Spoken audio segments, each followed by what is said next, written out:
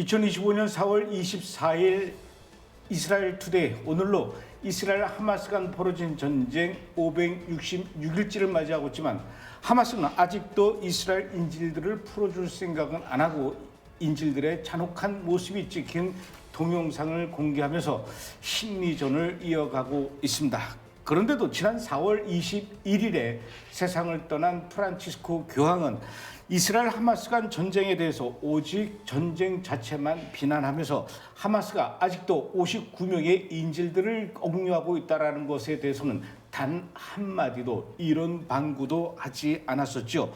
교황이 살아있을 때 가자지구 안에 있는 성당에 매일 전화를 해서 자기들 식구들의 안부를 묻기는 했지만 그 시간에도 이스라엘 인질들 59명에 대해서는 전혀 묻지 않았다고 합니다. 지난 1700여 년 동안 가톨릭의 역사 속에서 반유대주의를 앞세워 수많은 유대인들을 박해하고 핍박하고 또 살해하면서 지금까지도 전혀 그거에 대해서는 반성하거나 후회하거나 용서를 구하기는커녕 그렇다 보니까 그랬던 가톨릭이다 보니 어쩌면 당연한 일이 아닐 수 있을까 이런 생각을 하게 됩니다. 그랬던 교황이 떠났다는 소식을 듣게 된 이스라엘 국민들 마음이나 제 마음이나 그저 무덤덤할 뿐입니다. 그래서 뭘 어쨌는데 세상을 떠나면서 교황은 재산이 100달러 약 14만 원 정도 남아있다라고 하죠. 100달러가 아니라 단돈 1달러도 없이 처참한 모습으로 죽어갔던 가자지구의 이스라엘 인질들도 있고 지금 지구상 여기저기에서는 물 한 모금, 밥 한 끼 제대로 먹지 못하면서 죽어가는 수많은 사람도 있다는 것을 안다면 그 돈 100달러도 거금이라고 할 수가 있을 것입니다. 오늘도 지난 일주일 동안 이스라엘과 그 주변 중동 국가에서 어떤 일들이 있었는지 간추린 소식을 들어보도록 하죠. 이유진 PD 나왔습니다. 어서 오십시오. 자, 첫 번째 가자지구 상황부터 좀 알아봐야 될 것 같아요. 지난 토요일에는 역시 이스라엘 군과 하마스가 가자지구 안에서 치열한 전투를 벌였나 본데 이번엔 이스라엘 쪽 피해가 좀 많은 것 같아요. 상황이 좀 어떻습니까? 이제 지난 주말에 벌어진 건데요. 이스라엘군이 통제 중인 가자지구 북부의 베이트하는 마을 근처에 있는 국경 그 완충지대에서 발생한 사건입니다. 하마스의 이번에 있었던 기습 공격을 통해서 가자 휴전이 결렬된 이후로 첫 번째 이스라엘군 사망자가 발생을 했고요.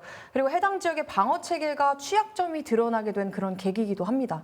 근데 이 해당 날짜에 하마스 대원 최소 6명이 그 도로변 터널에서 나와서 매복한 뒤에 이스라엘 군용 차량이 지나갈 때 대전차 로켓을 발사했는데요. 그것으로 인해서 여성 병력 3명이 부상을 입었고요. 그중에 장교 1명과 전투 의무병 1명은 중상을 입었다고 합니다. 근데 이후에 구조대가 현장에 도착을 했는데 그마저도 하마스가 구조대 인근 도로변에 폭발 장치를 설치해서 터뜨렸고 그래서 알나사스라 준이가 사망을 했고요. 그리고 다른 추적병 2명이 부상을 입었는데 이 중 1명 또한 중상을 입었다고 합니다. 이제 군에 따르면 IDF가 이번 공격의 배후에 있는 이 모든 요원들을 제거하기 위해서 해당 지역에 공습을 했다고 밝혔고요. 이번 사건이 이스라엘이 통제 중이라고 여겼던 이 완충지대의 방어 체계가 심각한 문제점이 있다라고 이제 드러나게 된 상황입니다. 근데 전문가들은 이 IDF가 완충지대에서의 이 배치와 작전을 변경하지 않는 한 이번 토요일에 있었던 이 일이 또다시 재발할 가능성이 높을 것이다라고 분석하고 있습니다. 그런데 이런 상황에서 이스라엘 군이 가자지구 라파에서 활동하고 있는 이 구호단체 대원들 15명을 사살을 했는데 이거에 대해서 이스라엘 군이 이건 우리 실수가 맞다. 이 구호대원은 사살한 것이 아닌데 우리가 사살한 것이 맞다. 우리의 실수다. 이렇게 인정을 했다라고 하는데 이건 어떻게 된 사건입니까? 네, 말씀하신 그 사건이 이제 지난 3월 23일에 있었던 사건인데 가자 남부 라파에서 이스라엘군이 구조대원 15명을 사살한 사건입니다. 근데 이 사건에 대해서 이스라엘군이 이번에 작전상 실수였다라고 인정을 했고요. 해당 작전을 지휘한 골라니 여단 부지휘관을 해임을 하고 그리고 제14 예비기갑 여단장을 징계했다고 밝혔습니다. 이스라엘군은 사건 당시에 접근하던 구조 차량을 이제 하마스 차량이라고 오인해서 총격을 가했다고 하는데요. 사망자 15명 중 6명은 실제로 하마스 대원이었지만 그 나머지는 적십자와 유엔 소속 구급대원, 그 포함한 민간 구조대원으로 밝혀졌습니다. 그리고 IDF는 사건 발생 5일 후 처음으로 이제 해당 총격 사실을 인정했고요. 전투 중에도 이 구조대원 보호에 대한 기준을 명확히 재정비했다라고 밝혔습니다. 15명 중에 6명은 하마스 요원이었군요. 그리고 이제 나머지 9명은 실제로 적십자와 유엔 소속 구급대원이 맞다. 그리고 민간 구조대원이다라고 하지만 사실은 이것도 또 모르는 얘기입니다. 그런데 이번에 보니까 하마스가 가자지구 안에 있는 청년들을 대상으로 군사 조직에 가입할 것을 요청하면서 모집을 지금 하고 있대요. 네. 근데 이렇게 모집할 정도로 아직도 가자지구 안에 있는 그 청년들이 있는지, 그리고 그 청년들이 그래 진작에 불러주지 그러면서 기다리고 있었다라는 게 저는 믿겨지지가 않는데요. 네, 이 최근 보도에 따르면 하마스 군사 조직인 알카삼 여단이 이제 가자지구에서 약 3만 명 되는 청년들을 신규 모집했다고 하는데요. 모집을 했대요 벌써? 네, 맞습니다. 네, 이 청년들이 주로 게릴라전이나 로켓 발사 그리고 급조 폭발물 설치 등의 제한된 훈련을 받았고요. 근데 정규 훈련이나 고급 무기 운용 능력에선 좀 부족하다고 합니다. 근데 현재 하마스가 상당한 병력 손실과 이제 무기 부족을 겪고 있다 보니 기존의 대규모 정규군 중심의 이 전투 방식에서 벗어나서 소규모의 타격 중심의 게릴라전으로 전환하기 위해 이러한 대규모 모집을 추진한 것으로 보입니다. 그리고 이제 우리가 보통 지금 이스라엘이 가자지구에 하마스하고만 싸우는 것으로 알고 있는데 사실은 뭐 가자지구 안에 그 무장 세력이 하마스만 있는 것이 아니라 이 PIJ 팔레스타인 이슬라미 지하드 PIJ가 또 있어요. 그런데 이번에 PIJ가 억류하고 있는 이스라엘 인질들의 영상을 또 공개했다라고 하는데. 이번에 공개된 인질 속의 영상 이 인질 영상 속의 인질 누구고 좀 상태는 어떻습니까? 네, 이번엔 PIJ가 공개한 영상 속의 이스라엘 인질은 21세 롬 브라슬라브스키라고 하는데요. 10월 7일 노바 페스티벌에서 보안 요원으로 일을 하던 중에 이제 납치가 된 것이고요.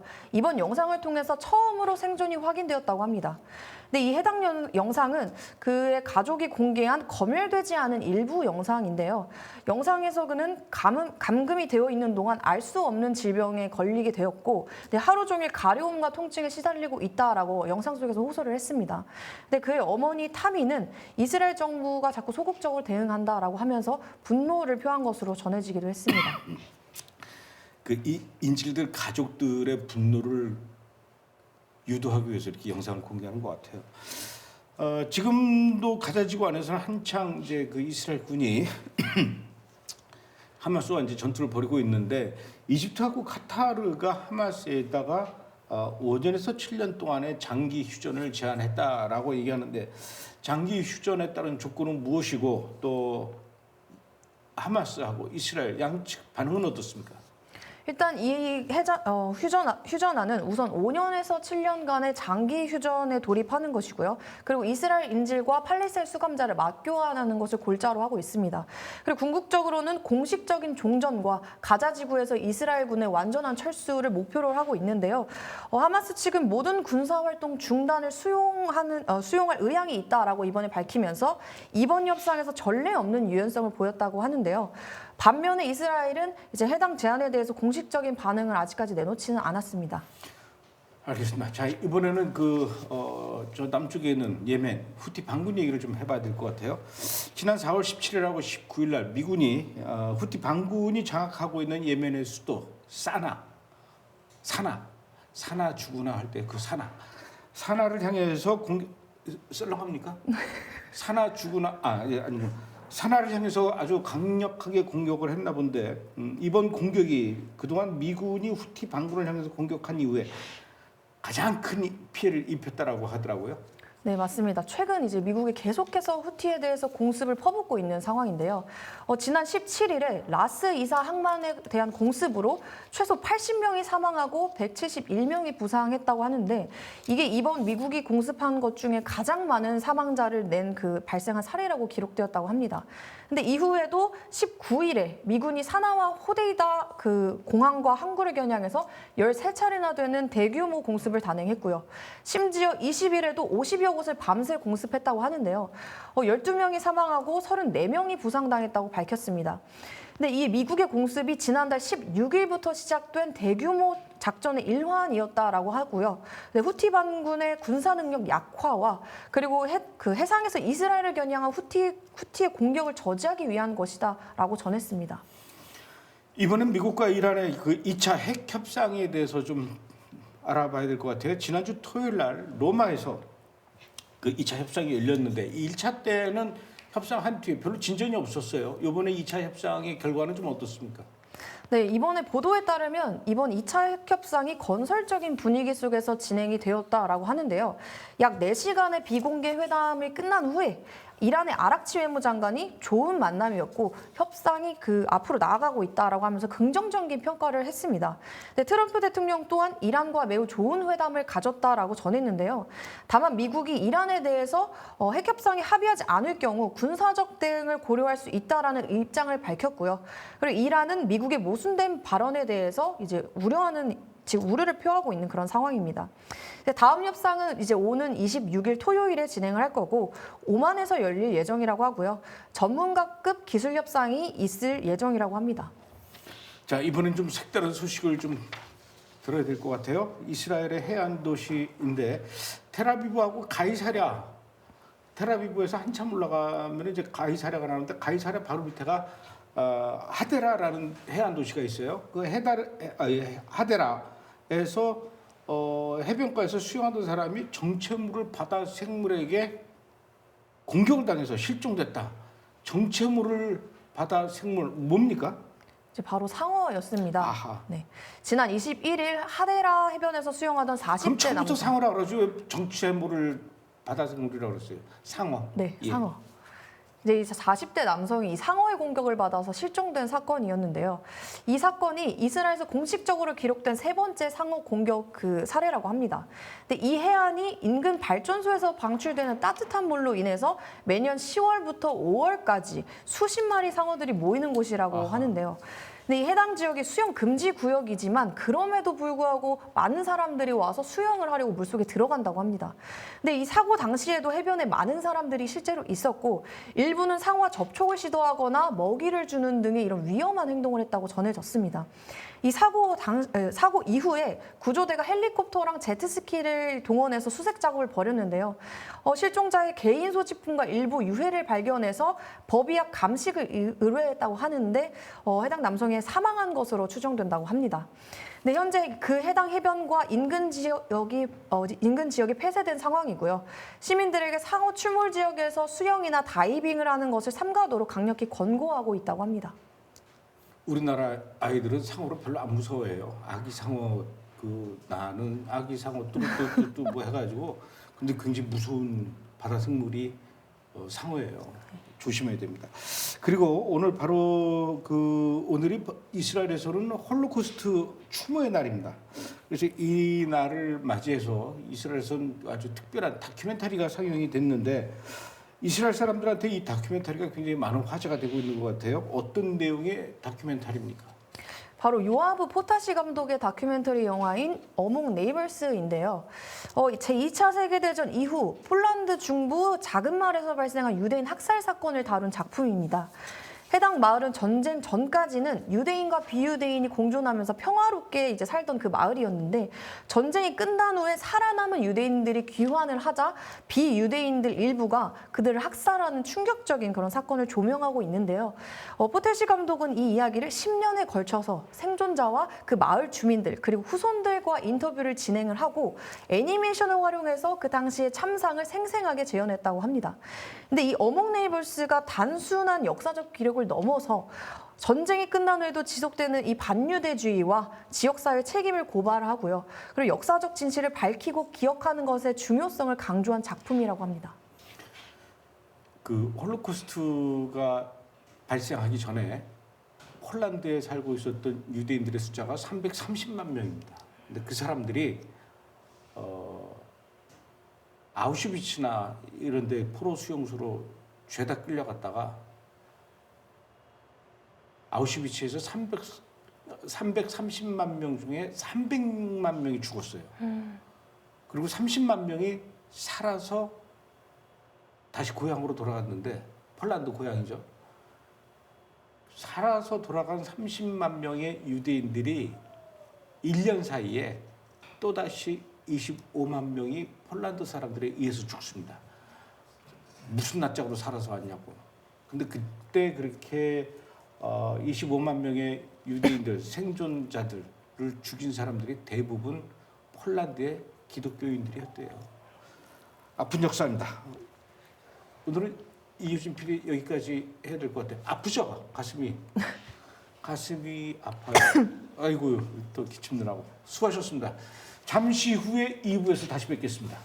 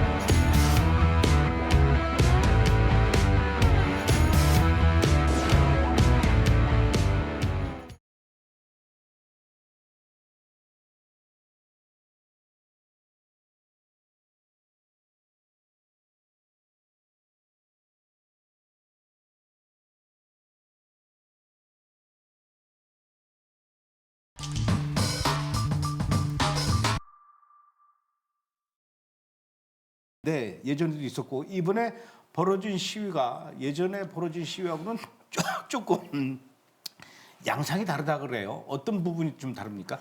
그러니까 전통적으로 이제 하레디 병역 문제는 주로 이제 정치 성향적으로 극좌 쪽 정파가 우파 연정을 이제 갈라치기나 해체시키기 위해서 항상 이제 쓰는 정치 공작 어젠다입니다. 주로 이제 카플란이라는 극좌 단체가 주도하는데 특이점은 이번 집회는 누가 참석했냐? 예루살렘 서쪽 예루살렘에 이제 5천 명이 운집했어요. 그래서 이제 행진으로 크네세트 의회까지 이제 행진을 했는데 대부분이 우파 성향의 유권자입니다. 그러니까 참가 단체를 보면은 리쿠드 행동본부, 종교적 키부츠 운동본부, 그 다음에 종교적 시온주의 예비군 포럼, 대부분 우파 연정 지지 단체예요. 그러니까 집회 참석자의 구호를 들어보니까 그래서 이제 이게 특이점이라는 것인데 내 남편은 벌써 3차례 전투 동원됐다라는 거예요. 그러니까 이게 6개월 로테이션은 계속 들어가나 봐요. 이제 전쟁이 장기화되니까. 그러니까 석 달 작전에 투입하고 투입되기 전에 석 달 또 훈련 받고 그래서 6개월 정도 이렇게 로테이션이 됐는데 3번째 투어링을 했다라는 거예요. 그래서 하레디 형제들이요. 하레디 매체가 아닌 모세오경에 근거한 형제를 좀 발휘해달라 이 얘기를 하는 것이죠. 그러니까 아마 하레디들이 이제 매체를 통해서 정보를 접수하니까 그게 약간 거기서 나온 게 모세오경보다 더 이게 신뢰를 하나 봐요. 하레디 쪽에서는. 그러면서 또 뭐라고 얘기했냐면 토라에서도 병역 의무가 신성한 신의 명령이다라고 적시돼 있다라면서 제발 좀 동참을 해달라고 얘기를 하고 있죠. 그러니까 예전에는 주로 좌파에서 그런 쪽으로 이 시위가 많은데 이제는 우파까지도 그렇죠. 이 정통 유대인들을 향해서 이렇게 시위를 벌이고 있는 거군요. 이스라엘은 뭐 아무래도 현재 지금 전쟁 중이기 때문에 병역 문제가 뭐 뜨거운 이슈가 되지 않을 수가 없는데 현재 그 이스라엘에서 정통 유대인 하레디 군대 안 가는 사람들 뭐 얼마나 되길래 지금 이렇게 시위가 계속 일어나는 거죠? 그러니까 이렇게 2020년 기준 통계를 보면 일반적인 유대인 남성의 병역 면제 비율, 면탈 비율이 한 32.9%. 야, 많이 안 가네요. 3명 중 1명이 안 가요. 전체로 봤을 때. 그런데 이거는 이제 평시였으니까 이제 지금 이제 전시 세대니까 그거보다는 떨어졌는데 하여튼 3명 중에 1명은 군대를 가지 않아요. 그러니까 30% 정도죠. 그런데 하레디 경우는 2023년 통계에 따르면 역대 최대인 6만 6천 명이 군복무를 면제받고 있어요. 그러니까 이게 뭐냐면은 2024년, 2025년 통계청 발표에 따르면은 주로 이제 그 징집 연령인 18세, 24세 7만 명의 하레디 병력 자원 중에 약 2%만, 그러니까 1,700명만 이제 징집에 응한 것으로 나와 있고 98%는 면제라는 거죠. 그 전체 인구 통계학 좀 보면 이쪽 계층이 가장 이제 군대 면제를 많이 받는 것이죠. 그러니까 전체 평균이 30%인데 여기는 98%가 면제니까 좀 심각하긴 하죠. 근데 이게 왜 더 심각한 문제냐면 하레디 인구 전체에 관한 문제인데 이스라엘 전체 인구의 하레디는 13%밖에 차지하진 않아요. 현재까지는. 그런데 이게 인구 구성을 딱 들여다보면 젊은 층이 많아요. 그러다 보니까 징집 연령대로 보면은 18세 이상이 24%예요. 그러니까 전체 병력 자원의 24%, 그러니까 4분의 1 정도, 25%, 4분의 1 정도가 하레디에서 군대를 가줘야 돼. 근데 그게 안 가니까 이제 18세 신규 자원 하레디가 이제 4분의 1 찾아다 보니까 어떻게 보면은 이제 핵심 이제 젊은 층들이 들어와야 되는데 하레디가 안 들어오니까 이제 기존에 있던 아까 얘기했던 시온주의, 그 종교적 시온주의 우파들이 계속 한 6번, 7번 계속 징집이 되는 것이죠. 그래서 이제 불만이 토로나온 건데,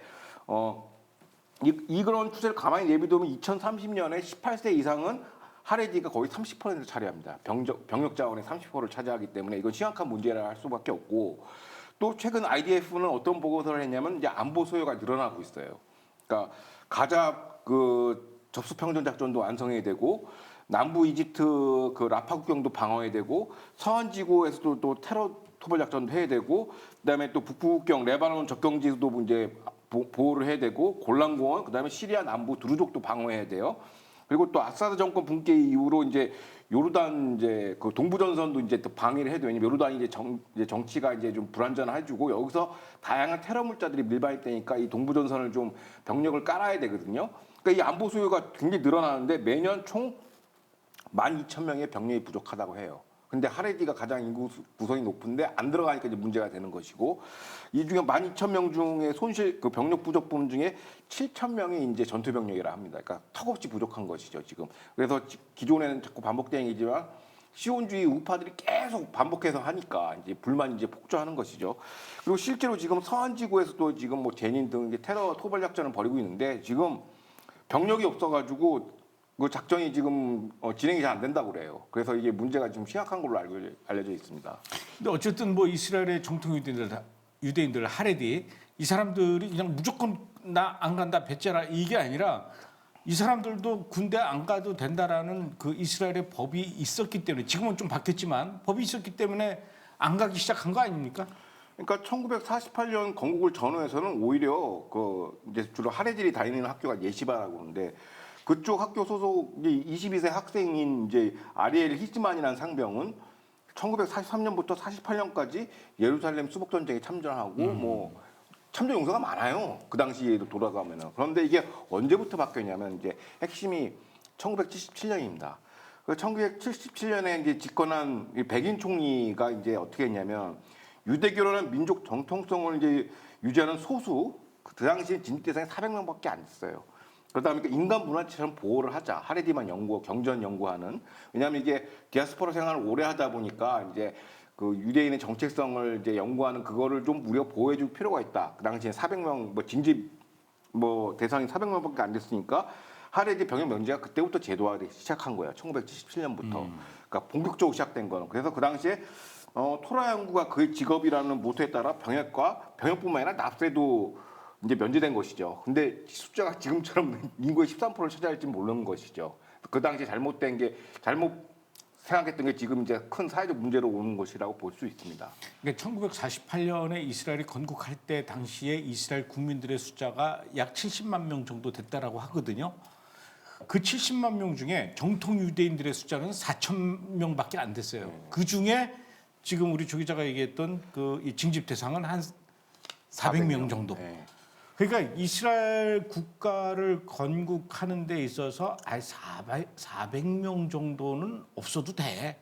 그러니까 얘네들 군대 안 와도 된다라고 해. 왜냐면요, 1948년에 이스라엘 건국할 때 그 유럽에 있던 정통 유대인들이 뭔 나라를 만든다 그래. 나라는 하나님이 만들어 주는 거지 사람들이 만드는 게 아니야. 그러면서 이스라엘로 올 생각을 안 하니까 제발 정통 유대인들도 이스라엘로 와라. 그 대신에 군대는 안 가게 해줄게. 그랬는데 그때 당시 400명 정도 그리고 4,000명 정도죠. 정통 유대인들의 숫자가 4,000명 정도인데 이 사람들이 애를 많이 낳네. 그렇죠. 평균 한 가정에 7명씩 8명씩 애를 낳으니까 지금은 전체 인구의 13%가 되는 사람들이 군대도 안 가고 군대만 안 가는 것뿐만 아니라 이 이스라엘 인구의 13%가 될 정도로 이렇게 비율이 높아졌는데 이 사람들이 일을 안 해요. 계속 이 말씀 공부만 하고 기도만 하고 이스라엘 경제에도 굉장히 악영향을 미치고 있는 건 맞습니다. 그죠? 그렇죠. 이제 앞서 말씀드린 것처럼 1977년 백인 총리가 했던 병역도 면제, 납세도 면제. 하다 보니까 이제 그 최근 그 이스라엘 경제 매체의 분석 자료를 보니까 하레디가 전체 세수입의 2%만 납부를 한다고 그래요. 소득세를 이제 전체 2% 납부를 하고 나머지 98%가 비초중투파 국민들이 납부를 하죠. 그래서 한 2% 정도를 하는데 이제 문제는 소득세는 쥐꼬리만큼 내면서 이제 복지 혜택은 엄청나게 많이 받아요. 그러니까 20만 하레디 가구 소득의 26%가 대부분 정부 보조금이에요. 그럼 극빈층을 위한 복지 예산이 대부분 하레디 가족에 집중돼 있고 그다음에 비하레디 주민이 받는 복지 혜택이 한 2.4배를 받아요. 그러니까 세금은 안 내면서 복지 혜택은 다 누리는 것이죠. 그러니까 사실상 하레디 가구가 이제 사실상 독식을 하고 있는 건데 문제는 이제 앞서 한 것처럼 뭐 4,000명 내면 상관이 없어요. 그거 뭐 티도 안 났는데. 근데 이제는 말씀하신 것처럼 그 하레디 1인당 자녀수가 평균 6.5명, 7명, 8명씩 나니까 전체 출산율이 2배예요. 그러다 보니까 지금은 13.3%지만 2060년이 지나면은 이스라엘 전체 인구의 3분의 1이 된다는 것이죠. 3분의 1이 일도 안 하고 병역도 안 하고 보조금 하면 이스라엘 경제는 끝난다고 봐야죠. 이건 사실상. 그래서 이제 좀 문제고 그래서 현재는 초정통파 남성 하레디의 51%가 취업 상태고 49%가 백수예요. 여성이 이제 80%가 생활전선에 뛰어들어서 이제 집안을 먹여 살리는 거죠. 그러니까 한량이죠 사실상. 그러니까 80% 여성이 하고 있고 그래서 이제 최근 10월 7일 전쟁 이후 이스라엘 중앙은행이 이런 진단을 냈습니다. 연례 보고서에서 군의 인력 수요가 늘어났고 복무 수가 급증해 경제 부담을 가중시켰다. 고로 이제 군인의 범위를 하레디로 확대해야 된다라는 이제 보고서를 지금 내고 있어요. 이게 각 연구 기관에서 이제는 더 이상 하레디한테 이런 혜택을 주면 안 된다는 게 많죠. 왜냐하면 아까 얘기했듯이 시온주의 그 보수 진영의 사람들이 일을 해야 돼요. 다 예비군 체제니까 우리나라처럼 상비군 체제가 아니라 예비군 체제이기 때문에 일을 해야 될 사람들이 전쟁에 나가 있으니까 경제가 안 돌아가죠. 그러니까 이게 하레디가 들어와가지고 군역을 좀 해야 된다. 그래야 경기 전체가 좀 안정이 된다라는 지금 그런 경고하는 보고서가 지금 막 속출하고 있습니다. 이게 이스라엘 전체 인구의 13%가 이 하레디니까 특히 예루살렘은 더 높아요. 가는 데마다 이 정통 유대인들이 막 새까만 사람들이 막 왔다 갔다 하거든요.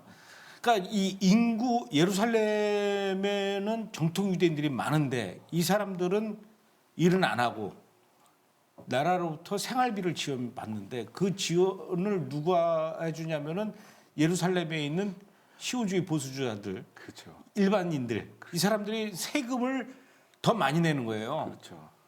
돈은 텔아비브 경제도시에 있는 사람들이 많이 버는데 그렇죠. 거기는 세금을 내도 정통 유대인들이 별로 없으니까 불만이 없는데 특히 예루살렘 같은 경우는 그렇죠. 세금이 더 많이 들어가면서 그 많은 세금으로 더 많은 정통 유대인들을 매개 살리고 있으니 얼마나 불만들이 많겠습니까? 이 병역 면제 문제뿐만 아니라 이 생활비 지원 문제 이런 것도 참 골칫거리이긴 한데 문제는 지금도 13%고 앞으로 2060년이 되면 30%가 된다면은 표밭으로 쳐도 정치권들이 이게 어마어마한 거거든요. 이러지도 못하고 저러지도 못할 것 같아요. 그래서 이제 이른바 이제 이거를 1977년 이후에 이제 라빈 총리, 노동당 백인 총리, 그 다음에 올리메르트 리쿠당 자유당 좌우 정권 똑같아요. 이건 누구를 뭐 우파든 좌파든 잘못한 게 똑같으니까 좌우 총리가 집권하면서 하레디를 하나의 이제 이거는 정치적인 표밭이다. 유권자 베이스로 보고 여기다가 서로 집권하기 위해서 여기다가 이제 정치적 뇌물을 준 겁니다. 대표적으로 이제 무제한 보조금, 그 다음에 병역 면제 혜택을 계속 준 거죠. 그래서 이렇게 버릇이 나빠진 것입니다. 하레디가 쉽게 얘기하면. 근데 재밌는 게 뭐냐면 어느 정도 수준이냐면 제가 앞서 얘기했듯이 지금 현재 초정통파가 하레디 남성의 51%만이 지금 일을 하고 있고 여성의 80%가 이제 생활전선에 나가서 일을 하고서 이제 집안을 먹여 살리는데 그 전엔 더 심했어요 이게. 그러니까 뭐냐면 2002년 기준 초정통파 남성의 3분의 2가 백수였고 여성은 50%만이 일을 했는데 이때 그러면 어떻게 해서 이렇게 변화가 됐느냐? 당시 재무장관이 이제 보조금에다 철퇴를 내린 거예요. 경제 성장을 시키려고. 그러니까 보조금 삭감을 했죠. 그러니까 마지못해서 겨우 해가지고 절반이 이제 백수 상태로 된 거예요. 3분의 2에서. 그 당시 재무장관이 누구였냐? 그게 네트냐후였습니다. 그래서 그것 때문에 정치 세금이 끊어질 뻔했죠. 하레디 보조금을 건드려서. 그만큼 뜨거운 감자였는데 그 안 좋은 버릇을 좌우정파가 키워준 거다. 그 현실을 좀 이해할 필요가 있다는 것이죠. 이 정통 유대인들의 병역 면제 문제 이스라엘 국민들 당연히 뭐 싫어하겠죠. 예. 정통 유대인들 그 병역 문제에 대해서 이스라엘의 그 일반 국민들의 생각은 어떻습니까? 그러니까 일반 국민들은 대부분 이제 어떻게 보면은 좀 부정 여론이 대다수니까 그건 뭐 언급할 필요가 없는데 문제는 뭐냐면 어떻게 보면 이들과 좀 뭐 서양상으로 좀 비슷한 종교적 시온주의 요쪽 계열의 국민들이 지금 폭발하고 있어요.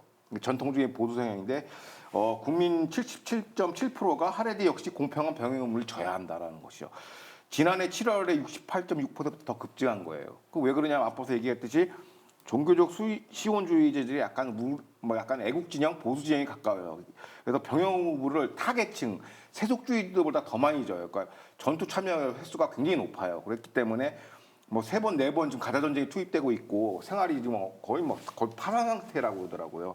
그러니까 그런 것 때문에 이제는 더 이상 못 보겠다. 그래서 하레디를 우리가 보호해주는 큰형님처럼 있었는데 이제는 너네들 들어와 해가지고 이제 강력하게 이제 문제의식이 나온 것이고 현재 어떻게 보면 이스라엘을 좌우 극단적으로 분열되어 있는 것처럼 보이지만 종교적 성향으로 놓고 보면 한 4분의 1이에요. 그러니까 무슨 얘기냐면 초정통파 유대인이 하레디가 있고 그 다음에 유대교에 충실하지만 하레디와 달리 시온주의, 이스라엘 국가 건설을 지지하는 근대화 성향을 지닌 또 다티라는 또 그 계열이 있고 그 다음에 전통 가치를 따르지만 현대식 생활 방식을 하면서 약간 양쪽에 발을 대고 있는 그 성향상 약간 보수주의죠. 그러니까 전통 가치를 따르니까 그걸 마소르티 그 다음에 종교 따위는 관심 없고 이제 텔라비브에 사는 이제 LGBTQ 이런 거 좋아하는 완전 세속적인 헬로니, 세큘러라고 부르죠. 요렇게 이제 4분할로 돼 있어요. 종교 성향. 근데 이 종교 성향 4분할이 정치 성향 그대로 연결됩니다.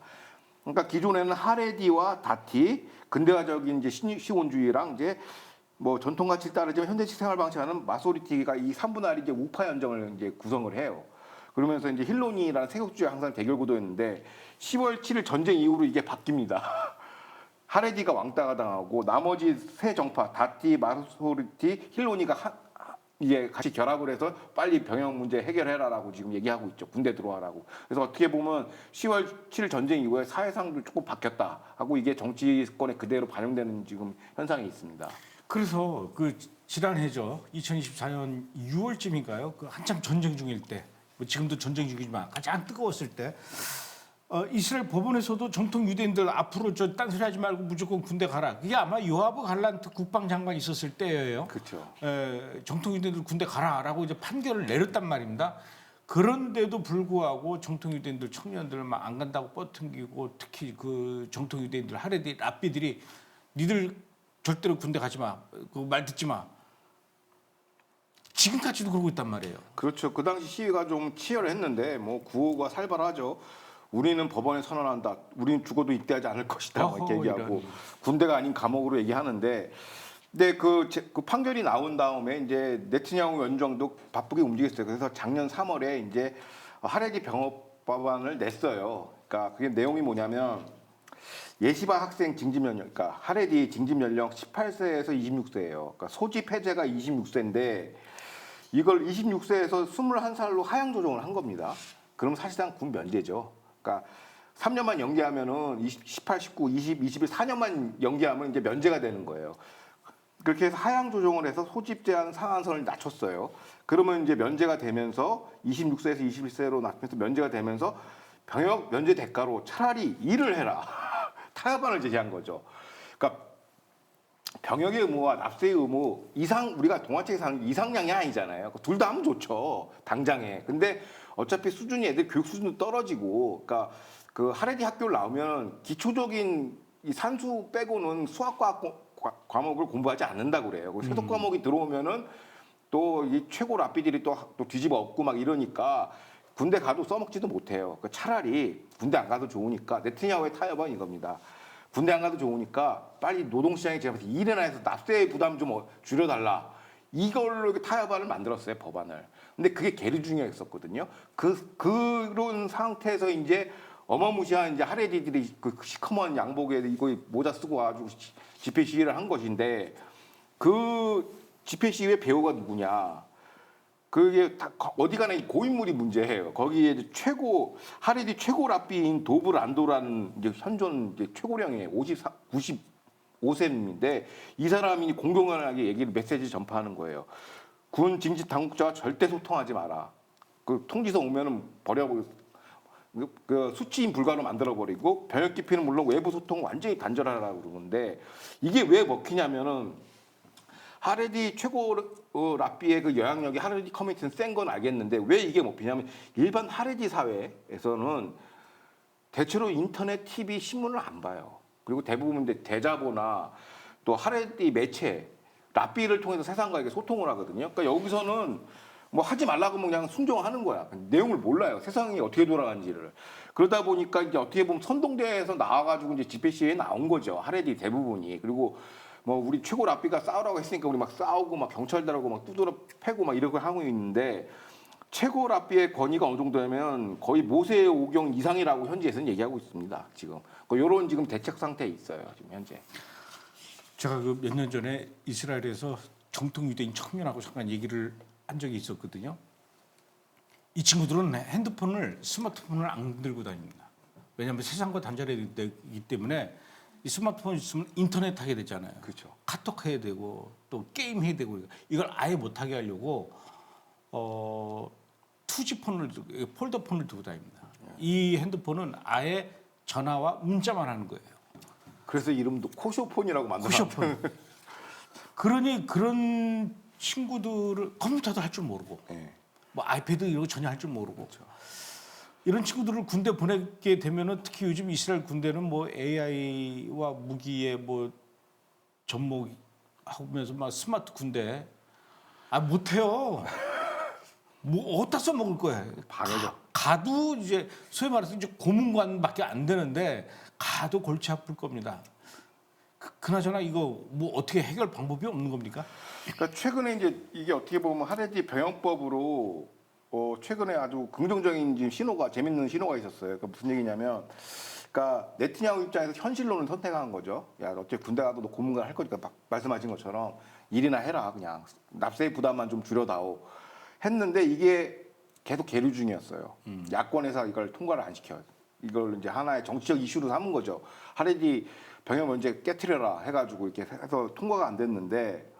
재밌는 게 뭐냐면 지난 2025년 예산 통과 마지막 일이 3월 31일이었어요. 근데 그 하레디 정파가 있어요. 근데 그게 토라 유대 연합이 7석을 가진 사람들이 협박을 한 거야.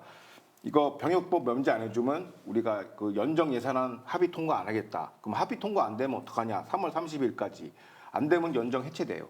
그 총선 다시 치러야 돼. 그러니까 이걸로 이제 흔들어댄 거야. 이제 네트냐후 연정을. 그런데 지금 그 의회 구성을 보면은 120석이지 않습니까? 이 중에서 하레디가 18석을 갖고 있어요. 그 중에서 11석을 가진 게 사스 정당인데 약간 온건 하레디예요. 샤스 정당. 샤스. 온건 하레디 정당이고 7석 가지고 있는 게 UTJ 토라 유대 연합 정당인데 여기가 좀 강성해요. 여기서 이제 이 당수가 이제 쥐고 흔들 거죠. 네트냐후 보고 병역 면제 안 시켜주면 우리 예산 통과 안 해줘. 7석이 막 들고 흔드는 거예요. 그런데 최근에 어떤 일이 있었냐면 이제 올해 초에 이제 벤그리브 장관이 연정을 탈퇴했어요. 그 왜냐하면 이제 가자전 휴전 때문에 이거 휴전하고 전쟁해야 되는데 그 탈퇴했는데 이 사람이 다시 복귀를 한 거야. 예산을 통과시켜주기 위해서. 그럼 벤그리브 정당은 어떤 정당이냐? 유대의 힘, 시온주의 종교 정당, 그 강력한 애국 보수 정당이죠. 그다음에 강력하게 지금 유대의 힘? 유대의 힘. 와, 우리나라하고 비슷하네요, 이름이. 그렇죠. 14설 갖고 들어오니까 이제 어떻게 보면 그 UTJ 그 유대연합 토라 정당의 그 벼랑끝 전술을 그냥 그냥 한순간에 진압을 시켜버린 거예요. 또 소밀리치 재무장관도 강성 보수지 않습니까? 그 사람도 이제 종교주의 시온주의 정당이에요. 그 사람도 무슨 소리냐? 내가 다 군대가 이렇게 막 강력하게 나오는 거예요. 그러다 보니까 하레디가 어떻게 보면 정치적 입지가 끝났어 이제. 그 병역법 가지고 이제 그러니까 이걸로 이제 정치적 캐피탈로 활용을 못해. 그래서 정치권에서 하레디 그 병역 문제는 이제 이미 거의 해결이 된 아주 긍정적인 신호고 이게 아까 설명해줬던 그 시온주의 종교주의 쪽 국민들 77%가 병역을 갖다가 이제 다 공평하게 짊어지자라는 얘기, 그 여론이랑 그냥 맞물려 있는 거예요. 그래서 정치권에서 이제 하레디 문제는 더 이상의 뜨거운 감자는 아니다. 그리고 데이비드 라이벨이라는 랍비가 있어요. 이 사람이 이제 하레디와 세속과 이거 연결 통로를 하는 것이고 이 사람이 어떻게 보면은 이제 랍비 하레디 교육에 이제 세속 과목을 지금 연결시키는 교육 과정을 만들고 있고 IDF 전용 하레디 부대도 만든 게 이 사람이에요. 이런 변화가 있긴 있는데 좀 더디긴 한데 이 사람은 문제의식이 뭐냐? 그 아까 얘기했던 그 랍비의 고인물. 그 최고 지도자, 이란 신정 체제랑 좀 비슷한 것 같아요. 이게 약간 최고 랍비. 얘네들 고인물만 없어지면은 사실상 일반적인 그 랍비들도 세속으로 나와서 같이 교류하고 싶어 한다는 게 일반적인 여론이라고 하더라고요. 근데 최고 랍비가 이걸 막고 있는 거죠. 그래서 이것만 해소가 되면은 어떻게 보면 이제 긍정적으로 이제 하레디도 이스라엘 국민의 일원으로 편입되는 거는 시간 문제다. 근데 지금은 교육 수준이 좀 떨어져가지고 이렇게 군대 들어가는 거는 좀 시간이 걸린다고 해요. 왜냐하면 군대에서 하레디를 위한 또 부대를 만들고 여러 가지 또 코쇼도 만들어주고 하니까 돈이 더 들어가요. 그래서 오지 말라는 거거든. 그래서 이제 이런 거는 점진적으로 열려 있을 것이고 오히려 해법은 고인물만 빠지면 해결될 것이라고 얘기하고 있습니다. 정치적 영향도 많이 상실됐고요. 제가 어떤 다큐를 봤는데 미국 뉴욕 브루클린에 있는 정통 유대인 동네에서 나는 도저히 정통 유대인 가정에서 못 살겠다 하고 뛰쳐나온 젊은 정통 유대인 아이들이 있어요. 근데 얘네들이 정통 유대인 그 커뮤니티에서 살다가 밖으로 뛰쳐나오니까 완전히 바보가 돼버리는 거예요. 핸드폰 쓸 줄도 몰라, 전철 탈 줄도 몰라, 뭐 텔레비전 리모컨 누를 줄도 몰라.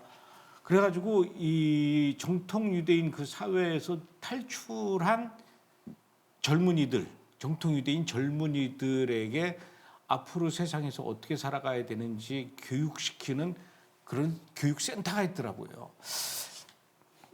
제가 보기에는 아마 이스라엘 안에도 있을 것 같은데 그런 것들이 많이 앞으로 좀 활성화가 되어야 되지 않을 것 같고 그 한 부대 안에서 일반 유대인 젊은이하고 정통 유대인 출신의 젊은이 같이 못 살아요.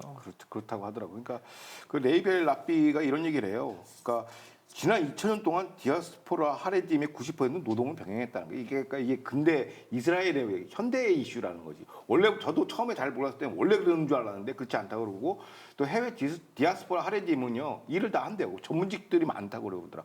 어렸을 땐 예시바 교육을 받고 나중에 세속 교육 받으면 변호사, 의사도 많이 나오고 뭐 이런다고 하는데 유독 이제 이거를 1977년 때 정책을 잘못 쓰는 바람에 그 약간 인간 문화재로 만드는 바람에 완전 이렇게 도태가 돼버린 것이죠. 그 어떤 정통 유대인은 주유소에서 그 기름 넣어주는 사람도 있고 네. 식당 주방에서 설거지하는 정통 유대인도 저는 본 적이 있어요. 그렇죠.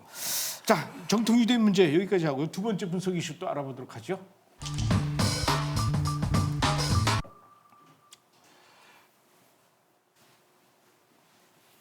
예, 이번엔 이스라엘 말고 예전에 이제 서한지구라고 했던 유대 사마리아 땅. 우리가 이스라엘에 살고 있는 유대인들 중에서 예수 믿는 유대인들, 그 사람들이 정통 유대인들로부터 많은 그 핍박과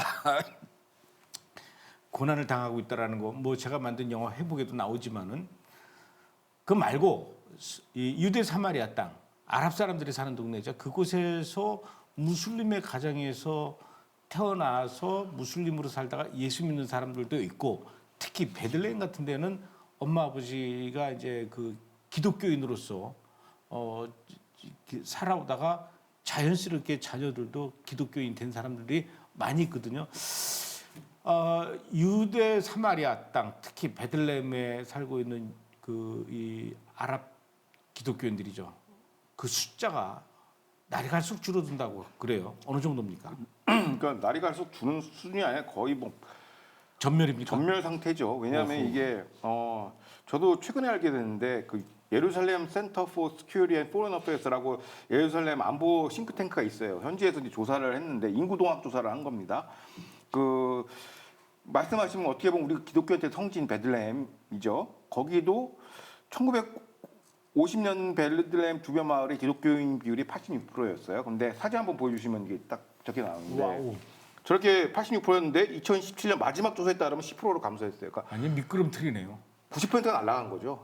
이건 거의 뭐 그냥 박멸이라고 봐야 돼요, 그냥. 10%로 감소했고, 그 다음에 이제 그 팔레스타인 당국의 통치가 시작된 이제 1994년 오슬로 협정 때부터거든요. 그때부터 기독교 인구가 급감했다라는 것이요. 그러니까 가자지구도 마찬가지예요. 2007년 하마스에서 장악되기 전만 해도 기독교인이 한 5천 명 정도 있었는데 23년 10월 기준으로 한 1,000명 미만, 몇백 명이라고 해요. 잡히지 않고 뭐 그런 식으로 거의 저 정도면 그냥 학살이라고 봐야 돼요. 완전 다 이제 도망한 거죠. 그러게 이거 보통 사람들이 여기 유대 사마리아면 이스라엘 팔레스타인 갈등 혹은 아까 얘기했던 하레디한테 탄압받는 뭐 기독교인 요런 구도로 생각했는데 실질적으로 아랍 통치권 안에 있는 기독교의 그 행태가 이번에 처음 드러난 거예요. 그러니까 인구 동학을 그 전에는 뭐 서로 이게 논쟁할 거리가 있었는데 이제는 저거 100년짜리 자료로 딱 나오니까 인구 동학 자료가 나오니까 저건 부정이 안 돼요. 저거는. 그러니까 그러다 보니까 이제 사실상 기독교인 탄압한 건 아랍계가 아닌가라는 이제 결론이 도출할 수 있는 것이죠. 베들레헴 같은 경우는요. 1919년부터 1948년까지 영국의 위임 통치할 때 영국 선교사들이 많이 왔어요. 그래서 베들레헴에 있는 그 아랍 사람들한테 많이 그 복음을 전해가지고 그때 당시 기독교인들이 많이 생긴 거예요. 그러다가 이제 그 이 무슬림 정권이 들어서면서 아 도저히 안 되겠다 이제 이렇게 생각해서 제가 가서 들어보니까 베들레헴에 있던 그 아랍 기독교인들이 다 다른 나라로 주로 남미로 많이 갔다 그러더라고요. 그러니까 그 얘기는 뭐냐면은 영국인 선교사로부터 교육을 받은 이 아랍 크리스천들은 지식이 그리고 그 세상 돌아가는 거에 대해서 굉장히 다른 무슬림들에 비해서 높았던 것 같아요. 그래서 아 여기서는 안 되겠다 해가지고 남미로 많이 가고 나머지 이제 무슬림들이 지금 많이 이렇게 지금 그 베들레헴에 남아 있는데 이렇게 그 극단적인 무슬림들이 이 예수 믿는 아랍 기독교인들한테 가하는 어떤 핍박과 고난 이것도 있지만 팔레스타인 자치정부 이 정부 차원에서도 이 기독교인들을 향한 핍박이 만만치 않을 겁니다. 그러니까 개별적인 그런 것도 있지만 이제 이게 제도화된 거죠. 조직적으로 들어온 게 지난 2003년에 피해 당국이 소속 종교부서가 우리 관할 지역에서는 통치 질서를 샤리아법, 그러니까 무슬림법을 이제 행정 질서로 삼겠다라는 거죠. 그러니까 샤리아법에 따르면 비이슬람교도를 딘니라고 부릅니다. 그러니까 무슬림 비해서 사회적 신분은 낮지만은 이제 고세율 지지야라는 세금을 납부해야만 사유재산과 안전을 이제 지켜준다. 뭐 이런 게 이제 그들의 어떻게 보면 이제 시리아법에 나와 있는데 그럼 실제는 어떻게 해야 되느냐 들여다보니까 피해자국은 시리아법을 어떻게 적용했냐? 기독교인의 재산권, 상권을 그러니까 점유권, 비즈니스 라이트 이런 것을 다 뺏어버린 거예요. 압류 강탈을 해버렸어요. 그러니까 부동산 거래를 못 해요. 그러니까 말씀하신 것처럼 이제 여기서 복사하겠다 하면 팔고 나가야 되잖아요. 못 팔아요. 안 팔고 부동산 거래 완전 타대했고 재산권 행사도 막대한 경제적 피해가 발생했고 그 연구 기관에 따르면 2020년 연구에 따르면 기독교인 인구 중 이주를 원하는 수가 무슬림보다 2배 많다라는 거예요. 서한지구에서 빠져나가고 유대 사만에 빠져나가고 싶다는 게. 그러니까 재산권을 이제 행사 못하게 하는 게 이제 어떻게 보면 샤리아법으로 악용돼서 하는 것이죠. 그러니까 이런 게 이제 영국에서도 지금 샤리아법을 그 지방자치단체법으로 만든다고 하는 건데 이거는 PA 딱 경을 보니까 이거는 조직적으로 들어온 거. 이거는 뭐 유대인 탓할 수가 없어요. 팔레스타인 당국의 조직적인 탄압이라고 보여줄 수밖에 없죠. 샤리아법으로. 그래서 샤리아법으로 기독교인을 탄압했다라는 등식이 정답인 것이죠. 그런데다가 이 팔레스타인 자치정부에서 이 유대 사마리아 살고 있는 아랍 사람들한테 신분증을 줄 때 그 신분증에 반드시 그 사람의 종교를 이렇게 표시하게 돼 있습니다. 그래서 어떤 아랍 사람인데 그 지역에 사는 사람인데 종교, 기독교, 종교, 이슬람교 여기 표시가 돼 있어가지고 이건 뭐 사실은 내가 겉으로는 무슬림이지만 속으로는 예수 이게 안 되는 거예요. 그렇죠. 그러니까 핍박을 아주 노골적으로 받을 수밖에 없는 거고 특히 이 베들레헴에 예수님이 2000년 전에 태어나셨던 그 베들레헴에 살고 있는 그 사람들이 거기 베들레헴 사람들은 뭐라 그러냐면요. 사실 진짜 예수님의 후손이 우리다 이렇게 얘기를 해요. 그런데 어쨌든 전 세계의 성지 순례객들이 이스라엘 가면 반드시 베들레헴을 가지 않습니까? 가가지고 예수님이 태어나신 곳이니까 거기 가서 이제 기념품 가격 얼마나 많은지 몰라요. 다 아랍 사람들이 하죠. 근데 다 무슬림들이야. 무슬림들이 예수님 십자가 팔고 예수님 그 조각상 팔고 예수님과 예수님 태어난 그 마구간 조각 이런 거 팔고 예수님 때문에 먹고 살아요. 이 무슬림들이. 예수님 때문에 먹고 살면서 물건 예수님 십자가 팔고 돌아서서 코란 읽고 있으니 이게 얼마나 넌센스입니까? 그런 곳에서 아직까지 그래도 10% 정도 남아 있는 그 아랍 기독교인들 여러 가지 이제 핍박을 많이 당하는데 특히 이제 무슬림들한테 범죄의 대상이 되지 않습니까? 그리고 또 범죄 피해를 입었다고 해서 어디 가서 뭐 정부에다가 또 누구한테 뭐 호소할 수도 없는 상황이고 걱정되는 건 여성들하고 어린이들이 거기서 예수 믿는 아랍 기독교인들 여성 그리고 어린이들 범죄에 많이 노출돼 있을 것 같아요. 그러니까 여성하면 딱 나타나는 게 이제 성폭력하고 납치죠. 근데 이거는 이게 리포트를 못 해요. 왜냐하면 이거를 갖다가 하면은 관할 당국, 관할 지방 법원에서 이거 사법 정의를 실현해 줘야 되는데 법률적 구제 수단이 없는 거예요. 그러다 보니까 뭐 2019년 베들레헴 마론파 교회가 파괴된 것도 같은 것 같지만 이게 조직적인 탄압이 너무 많기 때문에 여성 가장 사회적 약자인 여성 어린아이가 가장 이제 고통을 받고 있고 그러니까 마지막으로 연구자들이 뭘 얘기를 하냐면 항상 우리 유대 사마리아 하면 팔레스타인 이스라엘, 뭐 이스라엘이 아파르타이트 점령 지배하고 때 이런 프레임으로 보지만 사실상은 이게 갈등의 초점을 놓치는 거라고 연구자들은 얘기해요. 이스라엘 팔레스타인 갈등이 아니라 기독교인들을 탄압이 지금 핵심인데 요거를 감추기 위해서 자꾸 이스라엘 팔레스타인 갈등으로 치환하는 건 잘못됐다라고 얘기하는 것이고 오히려 기독교인 탄압에 대한 침묵은 가해자를 강화하고 피해자를 국제적 지원 없이 방치하는 거다. 기독교인을 방치하는 거다라는 것이죠. 그러니까 여기에 포커스를 좀 우리가 잡아줘야 되지. 자꾸 무슨 유대 사마리아 하면 이스라엘 팔레스타인 갈등. 뭐 그거는 이제 옛날 얘기다. 이제는 기독교인들의 탄압을 우리가 문제 제기를 해야 된다라는 게 이제 어떻게 보면 이 연구자들의 공통된 의견입니다.